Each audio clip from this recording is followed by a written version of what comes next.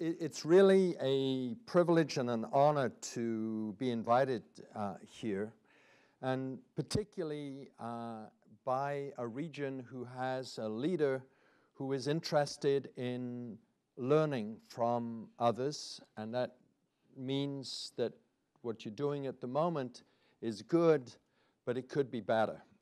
And my main reason for being excited by that is that I live off jurisdictions that improve what other people have done best.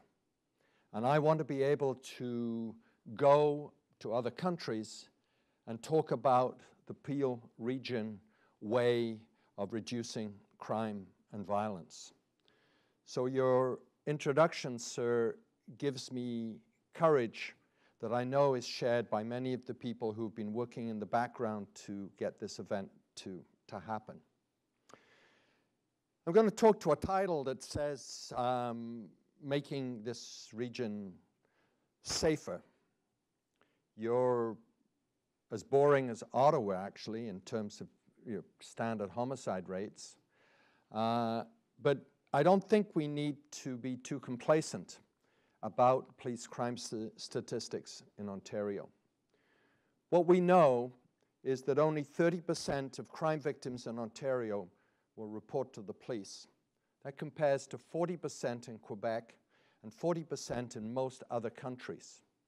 I do not accept the view that crime has been going down, and I certainly don't accept the view that because it's going down, we don't need to do anything about it. What I hope to achieve in the next little bit less than an hour is to share with you some of the reasons and some of the ways that Peel Region can become the next best leader in reducing crime and violence. Just 2 days ago, the Minister of Community Safety and Correctional Services, Madeleine Mayer, who happens to, well, she isn't currently my MPP, but she was until a year ago, released the Crime Prevention in Ontario, a framework for action. There's a foreword in there. She is a nurse and lawyer. She's been in charge of community services, and she is determined to leave a legacy for this province to make it the best in prevention. Next to her foreword is a foreword by the chief from Waterloo Region, who's present with us today. And I think it's essential to succeed in reducing crime to have strong support of police leaders. But it must never be left to police leaders. And certainly the actions that will make Peel Region even safer involve the work of youth services, of housing, of women's groups, of citizens, and the police, and some of those things will be done in combination. If you look at the guiding principles in that document, you will see some of the things that we're talking about today. Crime prevention requires community leadership and a local approach. Nice idea. Nice idea. We've been talking about that. I've been in this business. I started professionally at U of T in '66, and we've been talking about it's everybody's business and local approach for almost 50 years. We have to go on talking about it, yes, but we have to turn it into specific structures, a leadership center that will make this stuff happen. Yes, some money from the region to enable that leadership center to be able to do the work that it needs to do in bringing different groups together and analyzing the problem. We need to be able to get the provincial and federal governments to give sustained funding and not just one-off projects that are next to impossible to get unless you have a PhD in project funding. The Harper government doubled the federal money from almost nothing to double almost nothing. But they couldn't even spend the almost nothing. This is unacceptable. Those are only for projects.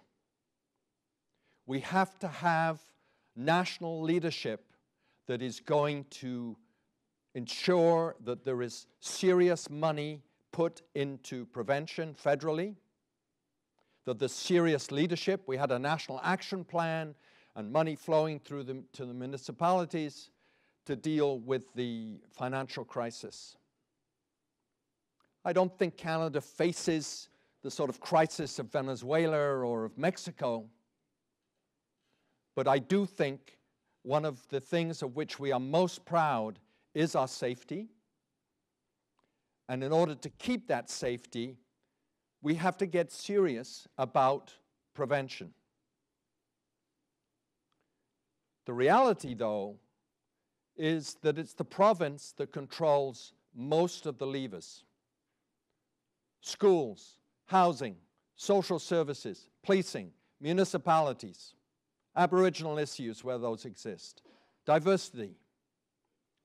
So it's the province that has to step up to the plate. And if we can afford 1,000 more police every election, which is what the McGuinty government has done, then we can afford 1,000 times 100,000. That's about what an average police officer costs. That's what we should be spending on prevention. We have to match the new money that's going into policing with new money in prevention, spent smartly. Now, our Ontario government, not quite sure where Mimico is in relation to, I live in Ottawa, so they all look to be in the same place. But the provincial government is building prisons. Well, if we can afford to build prisons, we can afford to invest in prevention. And just building prisons and just adding police is crazy, because you're going to have to add more police and more prisons. So we have to get this balance where if we can afford to pay more for reaction, where we invest in prevention. And it's got to be done smartly. Now, they talked about evidence, and I'm going to say a lot about evidence. They talked about integrated, multisectoral. They talked about sustainable response. Look at that last phrase, a sustainable response. Just try being in the youth service industry in this province. You have to reapply every year for money. We don't fund police agencies by cookie sales and getting them to reapply every year. We have to have sustained funding for that. Those working in the sexual assault response, probably the most stressful job that you can get. I'm not sure whether it's more or less stressful than being a homicide detective, but it's certainly right up there. These folk have had their budgets cut. They come back. And if you look at what they're paid, it is not showing a serious consideration of what needs to be done. So we need to shift into doing the things that we need to do to ensure sustained safety at an affordable price. A lot of what I'm about is trying to get people interested in crime victims. We've spent several centuries, not just the last year, debating what is the right punishment, what is the right procedure, what is the right sort of justice for offenders. That was important. But let's move on from that. Federal Ombudsman on crime victim issues talks about shifting the conversation. I want to not just shift the conversation, I want to shift action in a major way. I want to see balance. Yes, you have to hold offenders accountable, but I want us to be talking about how we will hold offenders accountable in terms of how we reduce the number of victims. And not just how we hold them accountable, but how we can get public health nurses out there helping mothers in difficulty bring up kids who it's just a question of time before they become youth offenders. And by the way, that's stopping child abuse, which is also an offense. It means talking about teachers, and not just teachers in the great classrooms that this province is building, but special teachers who can deal with those kids that are in difficulty in primary school, and maybe not even there in public school. It means talking about policing. 2/3 of the $12 billion that Canada spends on policing, that's about $5 billion in this province, $4 to $5 billion, goes in responding to 911 calls. So just think what that means. We're great in getting somebody there after the fact. And yes, some guys need to be arrested and put away. But we need to get there before it's after the fact.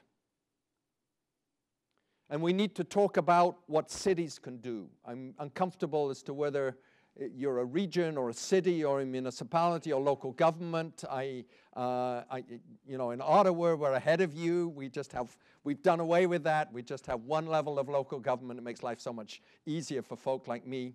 But we need to get Peel Region and maybe the cities involved. Something that 20 years ago, nobody would have talked about. We need to talk about action plans. We need to talk about targeting risk. We need to talk about dollars. Lawyers don't talk about these things, you know. It's not an accident that Mr. Nicholson says he doesn't use statistics. He's a lawyer. And he's working for a ministry of lawyers. And they talk about cases, individual cases, usually the most extreme cases. And that's how they decide what they're going to do. That isn't how you stop violence. You stop violence by good planning, good analysis, good management, and good allocation of dollars. And I don't think it's satisfactory to talk about how many people got arrested or was it the right sentence. We have to start talking about, well, what happened to the victimization rate? Notice I used victimization, not police. We should be looking at what's going on in our hospitals. Is there less violence coming into the emergency rooms? Can we use that data to find out where we need to intervene? Now, nothing that I've said is new. It is being done somewhere in the world today very successfully. So as you said, Mr. Chairman, it's how you can learn from those and adapt them to your context here. And yes, you may invent something a little bit better, but most of it is getting a hold of those things that have worked and have been demonstrated to be successful and putting them to work here within your political framework. I want to mention quite briefly 4 Canadian winners. Alberta. And everybody, when you speak in Ontario, Alberta, isn't that where they want to just string everybody up and castrate them and they don't have... Well, Alison Redford, now Premier of Alberta, Conservative, elected once before becoming Premier.